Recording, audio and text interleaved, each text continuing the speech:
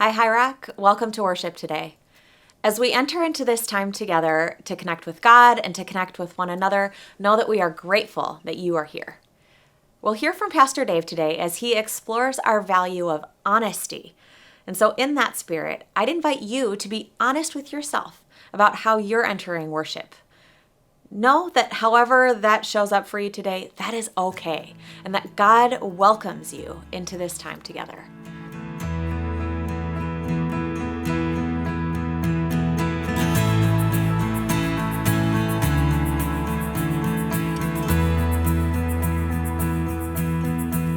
I see the sun waking up the morning, reviving dreams.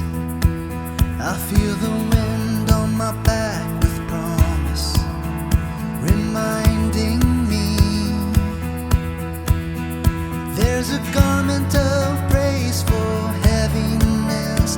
There's a new song burning inside my chest. I'm living in the goodness that He brings. Get your hopes up, lift your head up, let your faith arise. Get your hopes up, our God is for us, He's brought us back to life.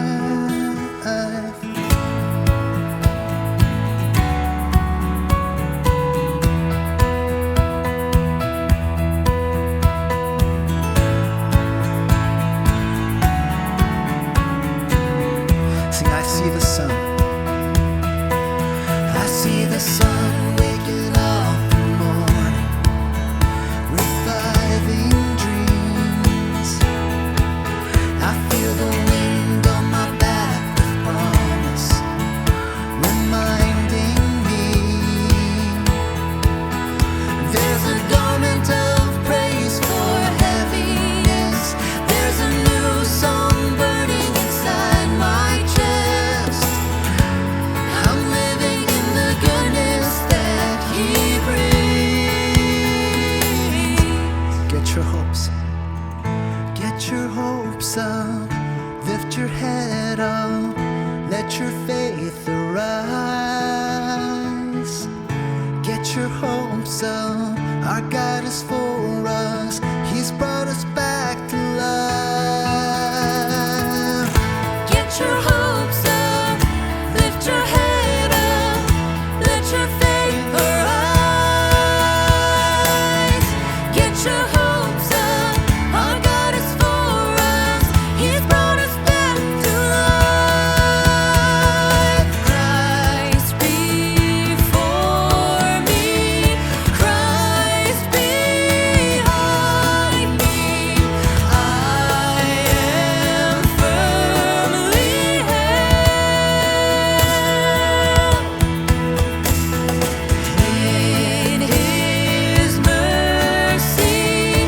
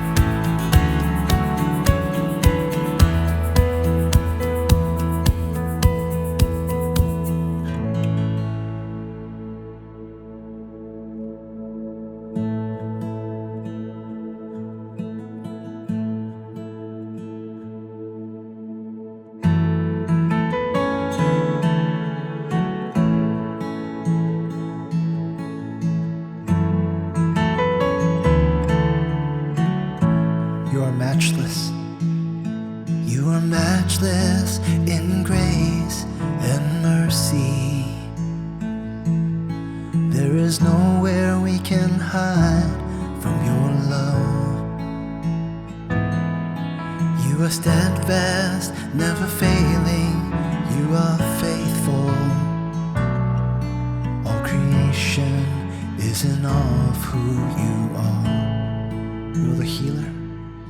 You're the healer of the sick and the broken. You are comfort for every heart that mourns. Our King and our Savior forever.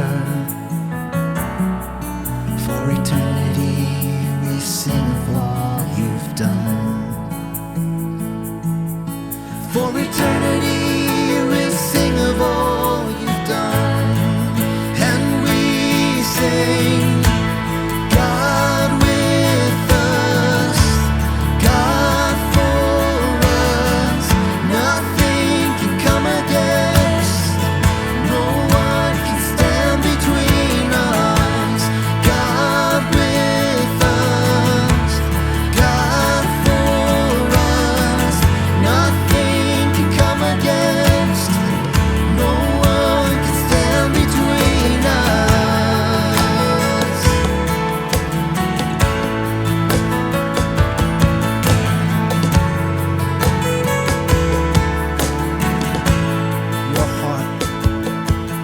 Your heart, it moves with compassion.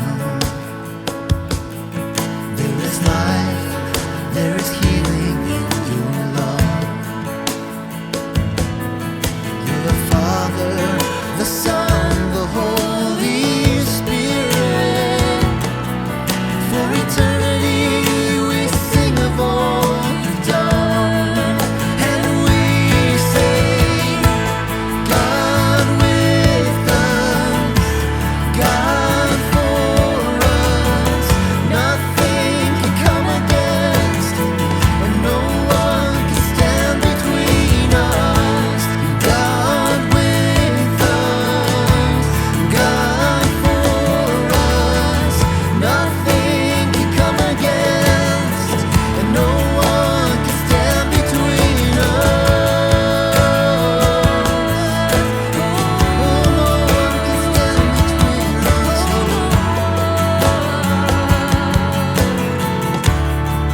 Where there was death, you brought life, Lord. Where there was fear, you brought courage.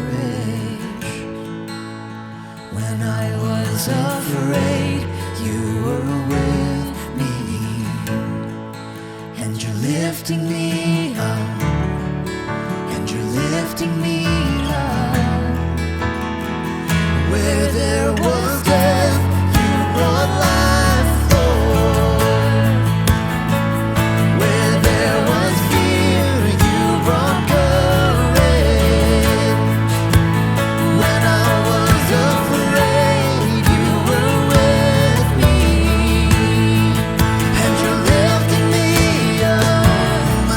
And you're lifting me up. You're lifting, and you're lifting me up.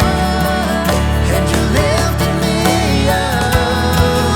And we sing, God with us, God for us. Nothing can come against, and no one can stand between us. God with us, God for us. Nothing can come against us, no one can stand between us.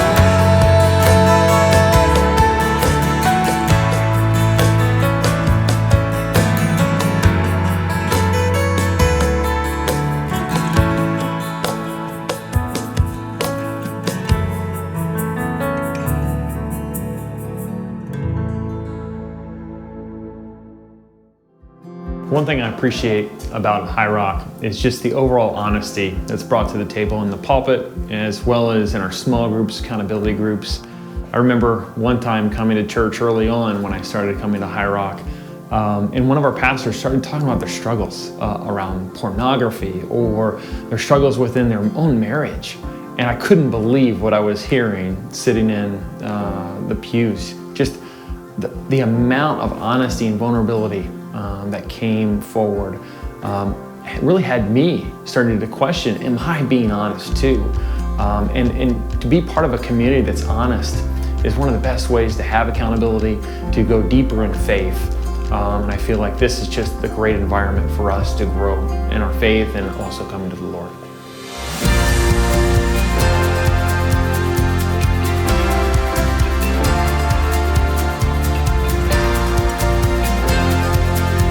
The Apostle Paul gives us this beautiful image in his second letter to the Corinthians.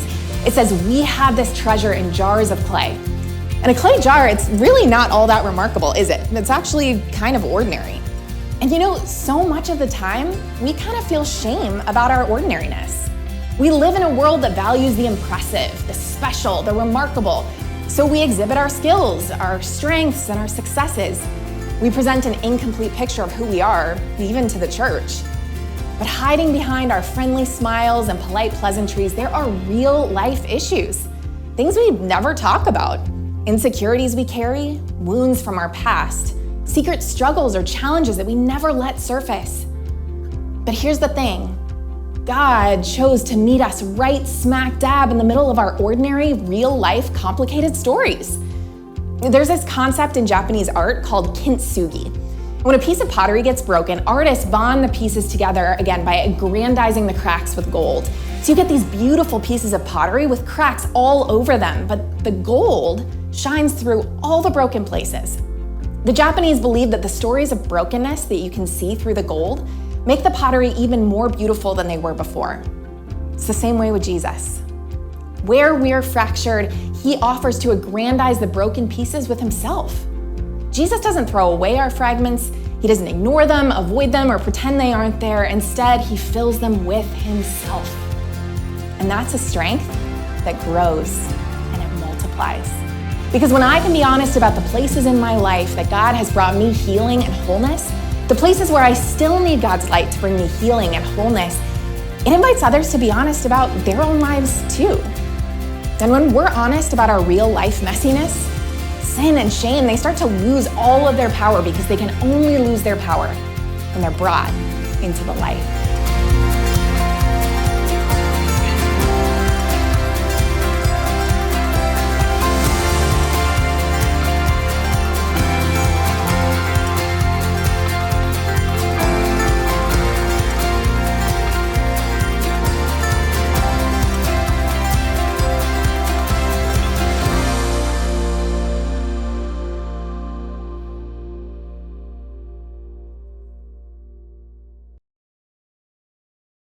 Please join me as we pray, asking God to illuminate the truth we encounter in the Scriptures.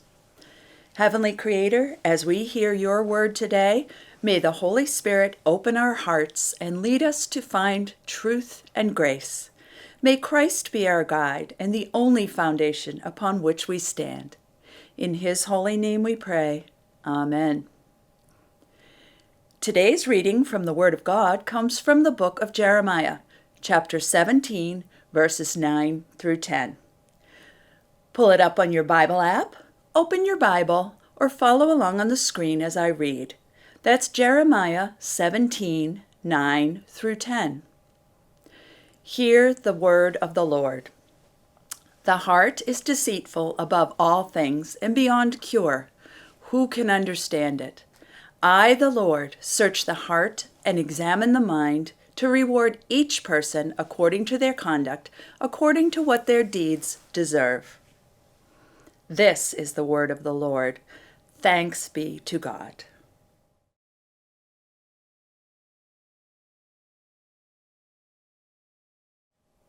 Hello, High Rock. This is my first sermon since returning from sabbatical this summer, and I want to start by saying how thankful I am for the gift of rest.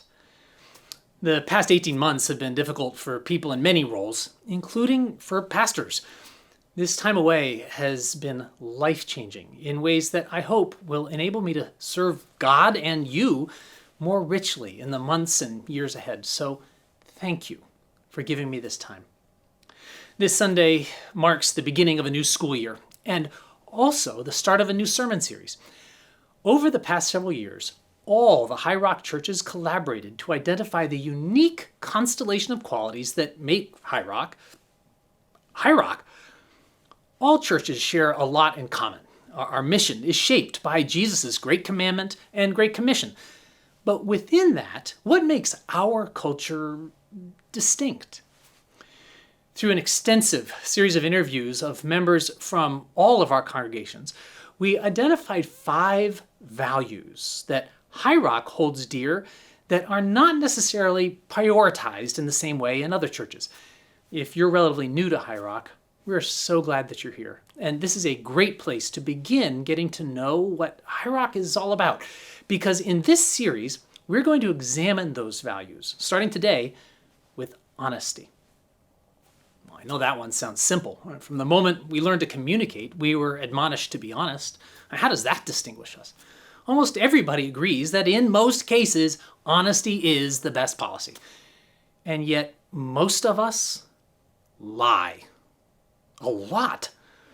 Researchers surveyed 1,000 people, and the average person admitted to lying about 1.65 times per day. But they were probably lying about that because another researcher at UMass Amherst recorded 121 10-minute conversations, but didn't tell the subjects that they were being videotaped.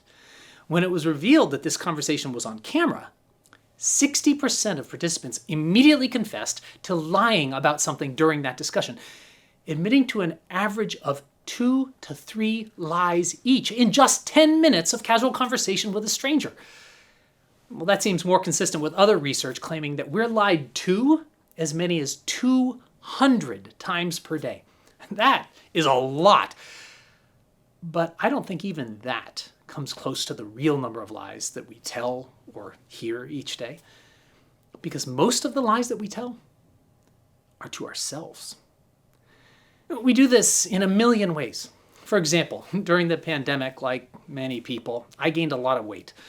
I didn't have any sudden new thyroid, genetic, or metabolic issue. It's just that in response to the isolation and tension in our nation, I consoled myself with comfort eating. And I found ice cream and cookies to be far more comforting than broccoli.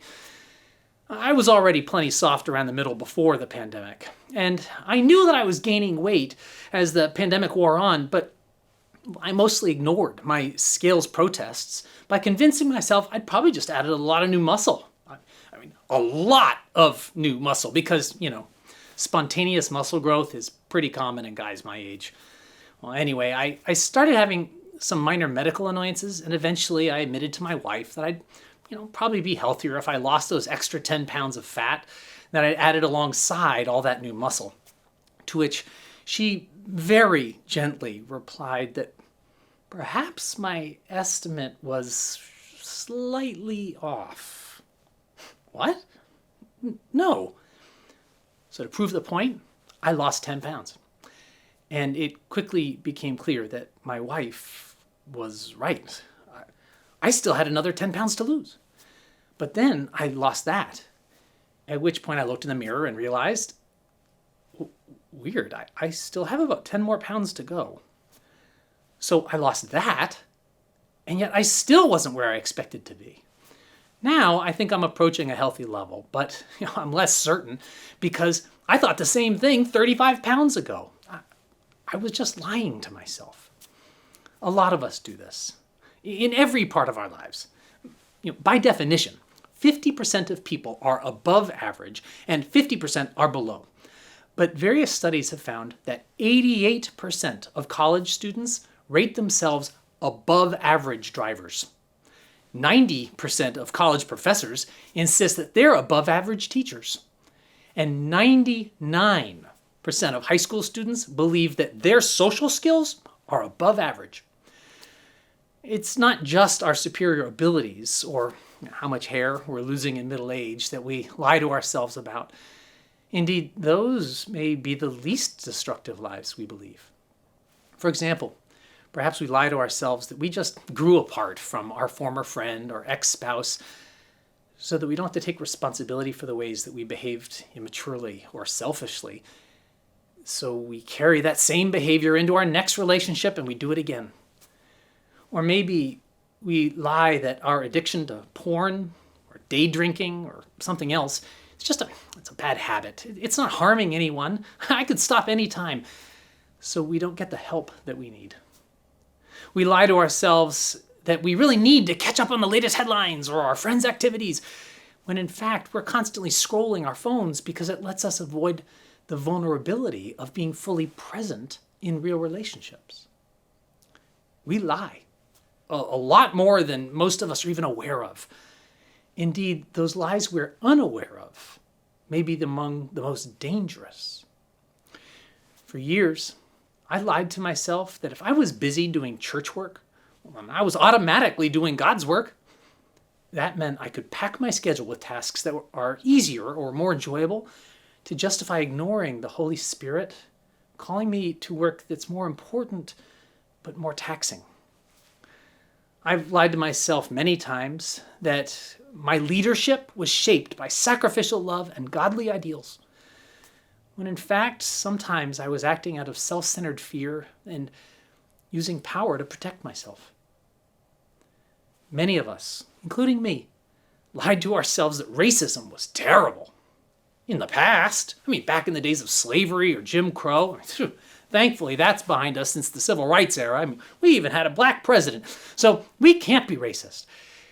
It was easier to believe that lie than acknowledge my complicity with unjust systems that help me at the expense of others. Likewise, for a long time, I lied to myself that I kept getting more opportunities and promotions than others simply because I was more qualified, not noticing that able-bodied, wealthy white men have unfair advantages that we don't have to earn. So I may be winning, but I started only a few feet from the finish line, so of course I'm winning. I didn't have to be a better runner. How about you? Take some time now in the chat or with the people around you to share something that you've lied to yourself about. Maybe it was something trivial, like your athletic prowess, or maybe something more substantial and personal, if you feel comfortable sharing that.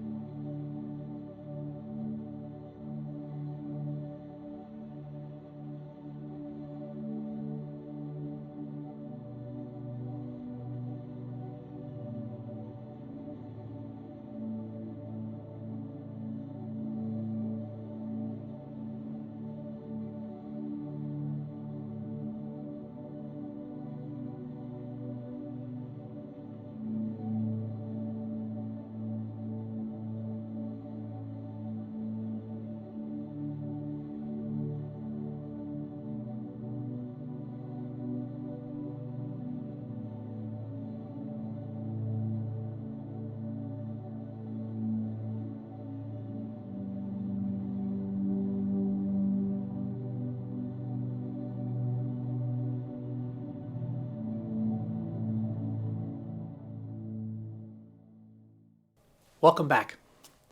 The truth is that most of us consider ourselves to be honest, but lie to ourselves all the time. And this is not a new problem. This has plagued humanity since the beginning. I'm sure that Adam really believed that his sin was all Eve's fault because facing the truth would be too convicting. Often our tongues get blamed for our lies, but Jesus pointed out that the mouth speaks of what the heart is full of. The lies we tell always begin with the lies we believe. People in Jeremiah's day were the same way. Jeremiah was writing to his fellow Israelites and delivering some difficult news. God was displeased and preparing to discipline them. Sometimes when you get in trouble, you know exactly why. Maybe your parent or boss or spouse says, we need to talk. And your stomach drops because you know what you did wrong. But other times, we're completely blind to it. I had no idea how I was harming that person. Maybe I thought I was being funny, but I didn't realize I was being hurtful. Maybe I thought I was doing my fair share around the house, but I hadn't noticed how inequitable it really was. Over the past few years, many of us have had our eyes open to the ways that racism, sexism, or some other kind of discrimination that we weren't aware of was shaping our behavior in ways that were damaging to others. Well, this is a little like what the Israelites were doing. They'd convinced themselves that they were basically good people. After all, I mean, they were sort of keeping the Sabbath, sometimes, and they still celebrated all God's holidays. I mean, now, sure, they were sinning in small ways. I mean, nobody's perfect. What were they doing? Earlier in Jeremiah, we learned that it included sexual exploitation, idolatry, child sacrifice, and more. What? How could anyone ever think that's okay? You know the fable about the frog and the kettle? Bit by bit, the temperature goes up, and the frog keeps getting used to it, so it doesn't notice the rising heat until it finally gets boiled alive. That's similar to what happened with the people in Israel. It wasn't like they suddenly dove into evil on purpose. So how did they get to this place where conflict, deceit, idolatry, and violence would feel so normal? It was just that bit by bit, they got used to things that didn't seem that much worse than what they were doing yesterday, so they convinced themselves it was okay. Just like I gained weight so gradually that I never really noticed it. Bit by bit, over years, this happened in Israel, until eventually, even murdering children didn't seem so bad anymore. Jeremiah writes, are they ashamed of their detestable conduct? No, they have no shame at all. They don't even know how to blush. The Israelites were not simply lying to God about how good they were. They were lying to themselves. All of us do this. In the echo chamber of my own mind, I can convince myself that I'm more virtuous than I really am. I honestly believe that my opinion or way is the right one. I convince myself that my needs are more important than those of others. We even do this in the kind of worship services we choose, finding ones that fit our tastes rather than stretch us to embrace others. And maybe the most dangerous lie these days, God hates the same people that I do, so it's okay to treat them like trash. We can't trust ourselves. Don't believe everything you think, because the person we lie to the most is ourselves. That's what the Israelites were doing. In response to this wide gulf between the lies the Israelites were telling themselves and the truth that God was revealing, the prophet Jeremiah lamented, the heart is deceitful above all things and beyond cure. Who can understand it? These days, popular culture often urges us to follow our hearts, but Jeremiah reminds us why that may be foolish. My heart may be tricking me. My emotions may not be telling the whole truth. My desires, or more likely, my fears, may be deceiving me. Because as Jeremiah already noted, the heart is deceitful above all things, beyond cure. Who can understand it? All this may sound pretty hopeless, but actually Jeremiah is trying to help here. There is hope. Because if we read this dour-sounding verse in context, we'll see that this is not where Jeremiah's message ends. Remember, Jeremiah loves the Israelites. These are his closest friends and his family. He wants to lead them towards healing and full life. And an essential first step in that journey is to acknowledge that we need healing. The first step toward actual knowledge is to acknowledge that we don't already know what's true. Admitting ignorance is what enables us to learn and grow. So Jeremiah begins by shattering their certainty and reminding us all of our human limitations. We imagine ourselves to be so rational, having turned ideas over carefully in our prefrontal cortex, when in fact, many of our perceptions and motivations arise from below the level of our own consciousness in the limbic brain, which is far more primal and reactionary. It's the fight, flight, or freeze part of our brains. It's more instinctual than intelligent, and it's far more influential than we like to admit. For example, Why do I care what strangers think of me? I shouldn't.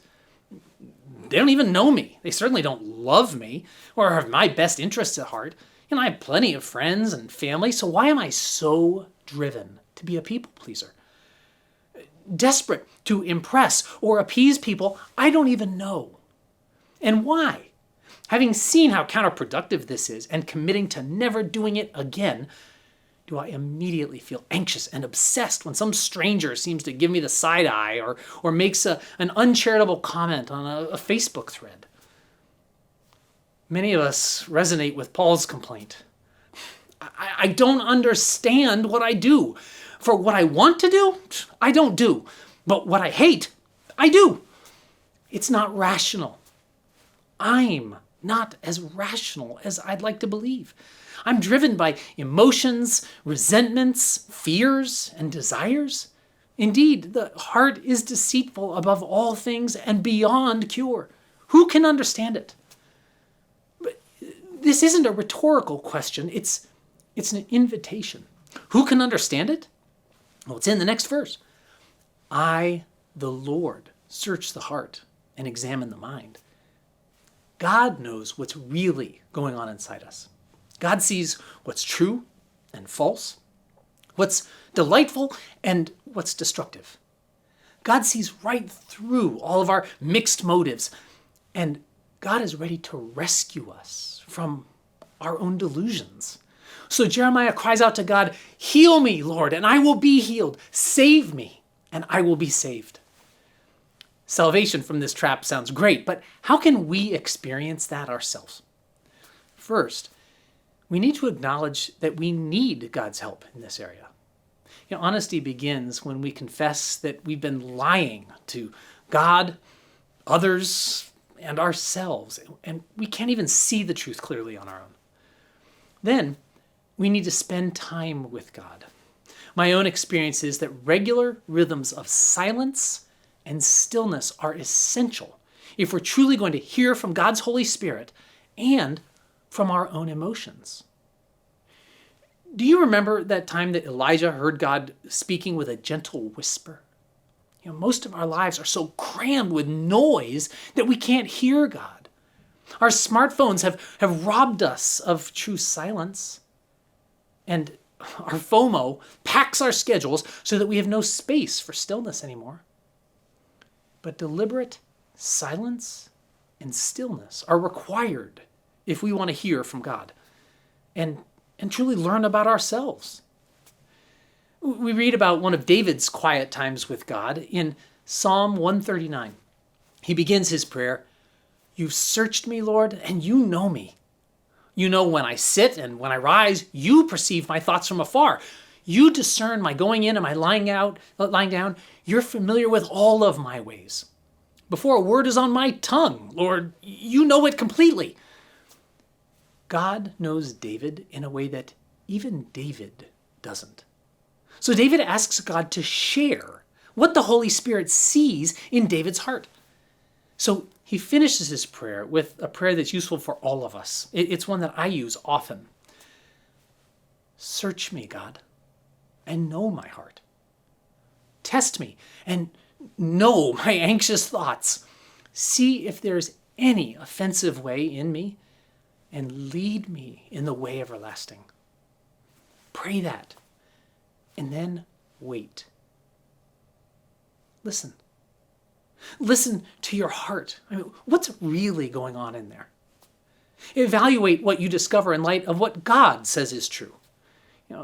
This may seem weird to some of you, but God will meet you there.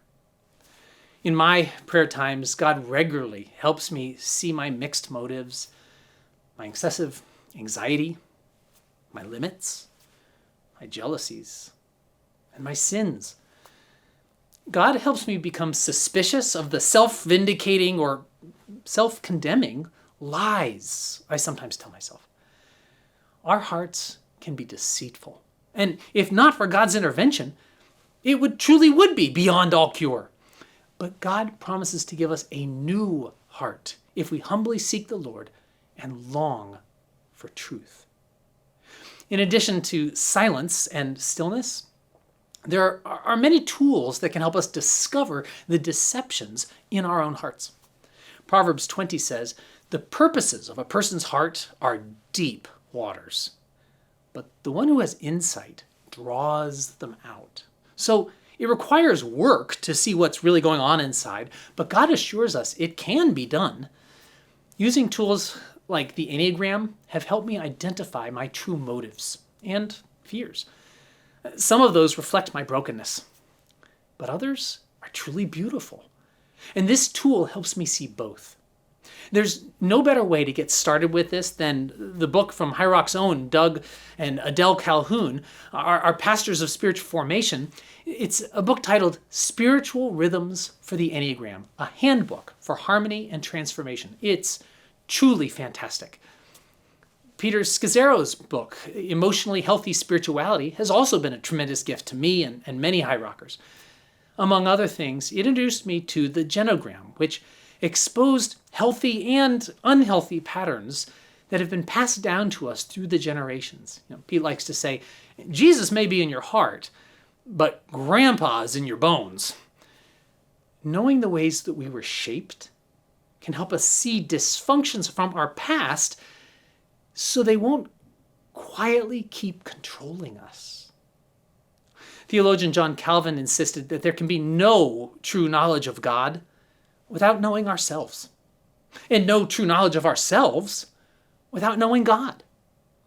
In general, it seems that Christians have done a great job learning about God, but been more reluctant to examine ourselves. But I can't be honest with God or others until I've done the work of becoming honest with myself. And that's what I tried to do this summer, by turning to a third helpful tool: other people.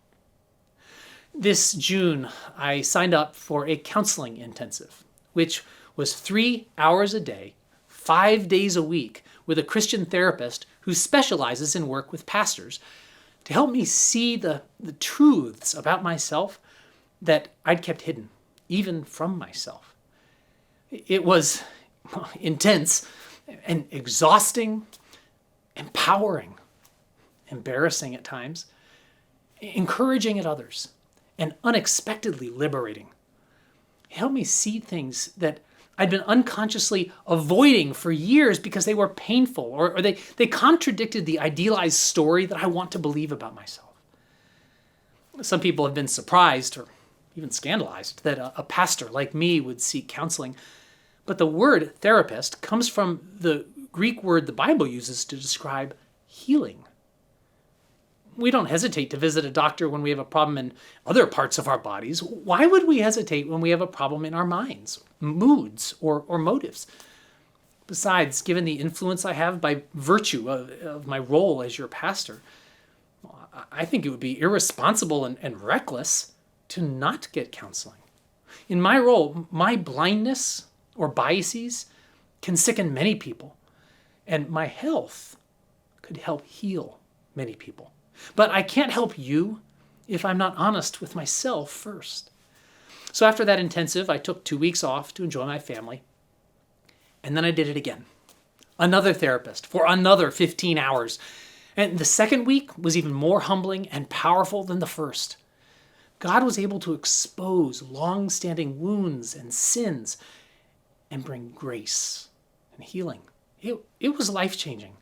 Not in that it cured me of every insecurity or flaw, but it helped me become self-aware of the holes in the stories that I was telling myself. I'm still in this process of learning and repenting and finding new freedom and joy. A week of therapy may be a bit too intense for you, and having the time off to do that was a very rare gift. But there are other ways that you can do this. One is simply to find a Christian counselor to meet with you on a less intense pattern.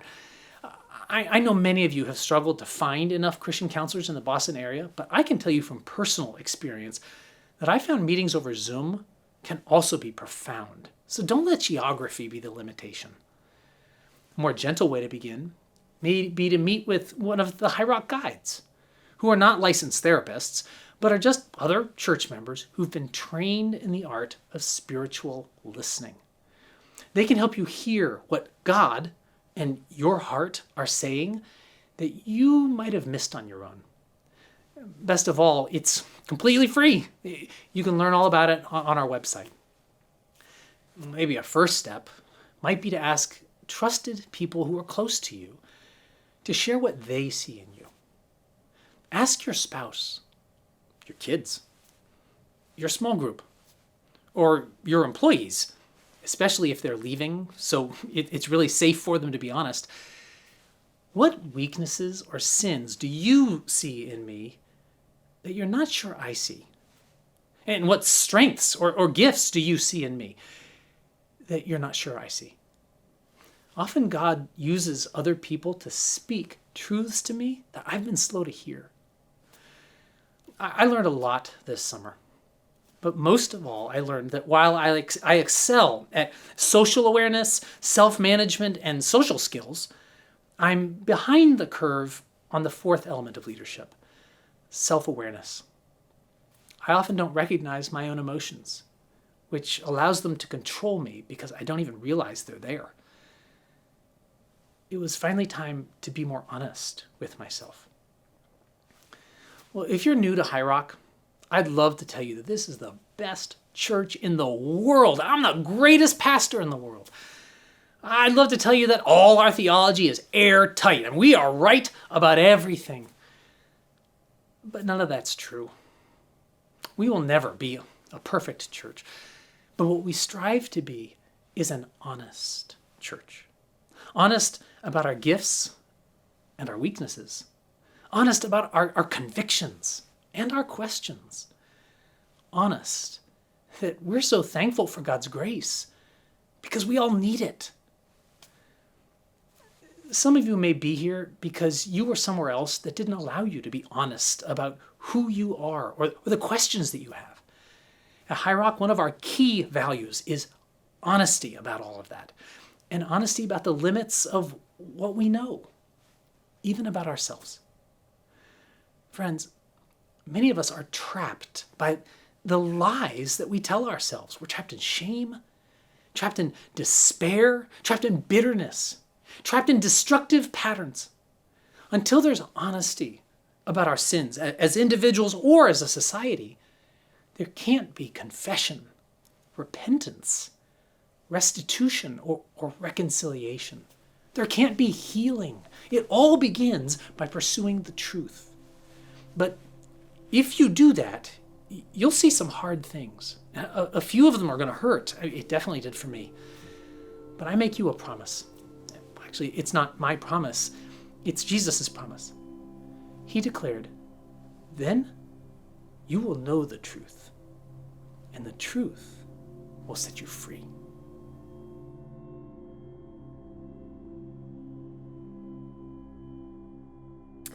Thank you, Dave, for that message.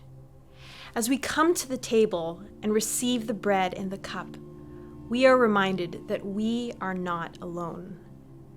We are also sent out with the triune God to reveal this love we receive to the world around us, so that those we know or meet will uniquely encounter God and hear their Creator's voice.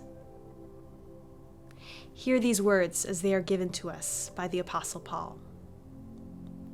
On the night he was betrayed, Jesus took the bread and gave thanks, broke it, and gave it to his disciples, his family, saying, "This is my body given for you.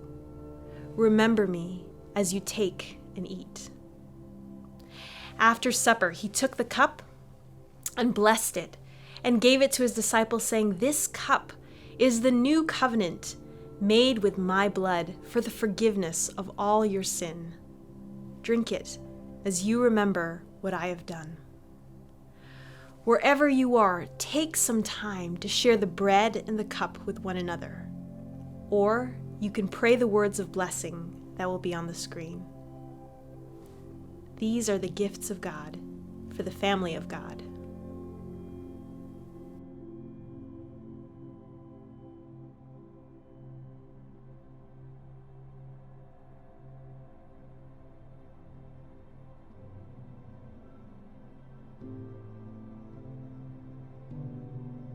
As we finish our time together today, I was struck by a couple of things in Pastor Dave's sermon.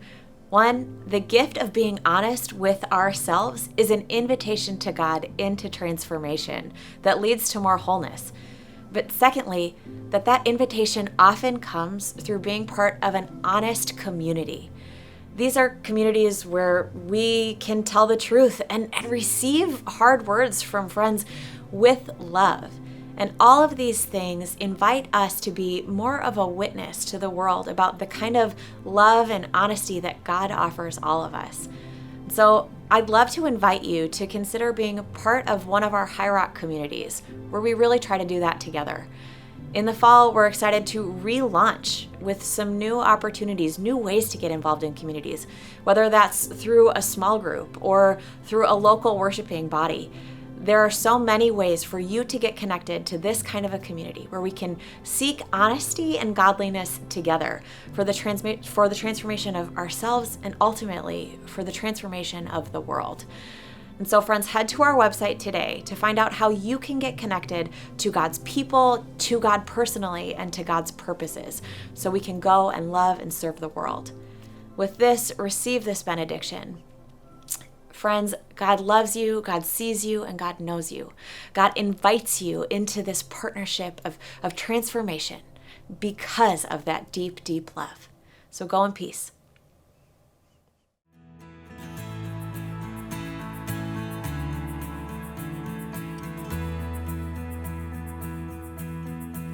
I see the sun waking up the morning, reviving dreams. I feel the wind on my back with promise, reminding me there's a garment of praise for heaviness. There's a new song burning inside my chest. I'm living in the goodness that He brings. Get your hopes up, lift your head up, let your faith arise. Get your hopes up, our God is for us, He's brought us back to life.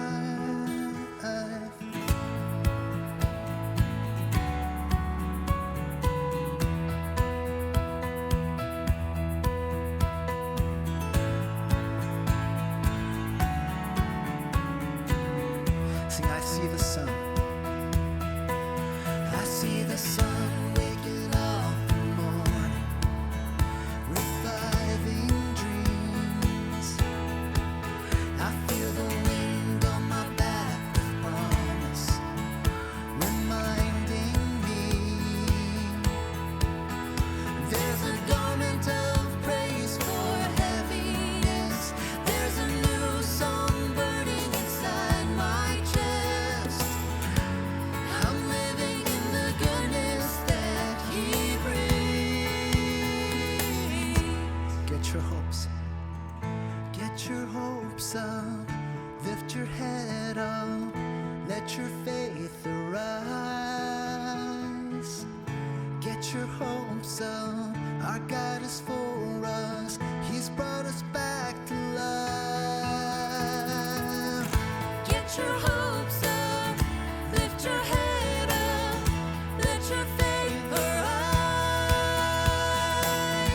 Get your hopes up, our God is for us, He's brought us back to life. Christ before me, Christ behind me.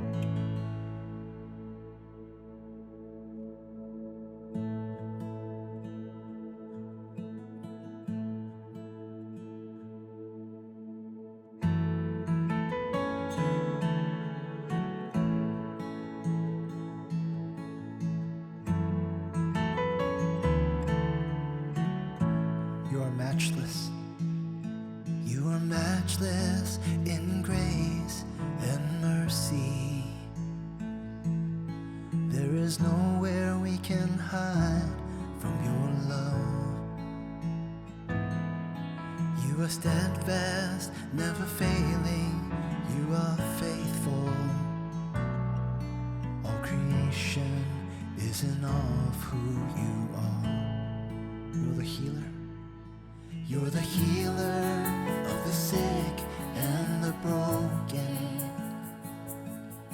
You are comfort for every heart that mourns.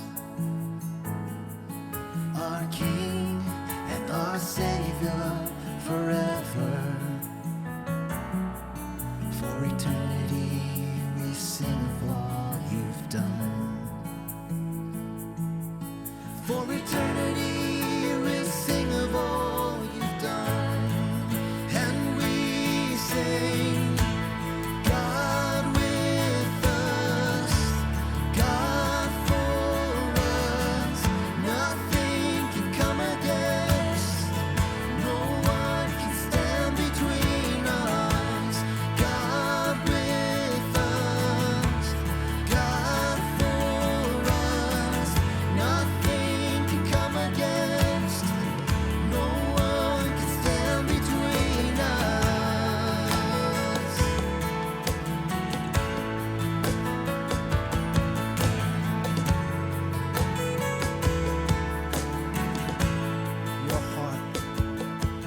Your heart, it moves with compassion. There is life, there is healing in your love. You're the Father, the Son, the Holy Spirit. For eternity we sing of all you've done. And we sing, God with us, God for us. Nothing can come against, and no one can stand between us. God with us, God for us. Nothing can come against, and no one can stand between us.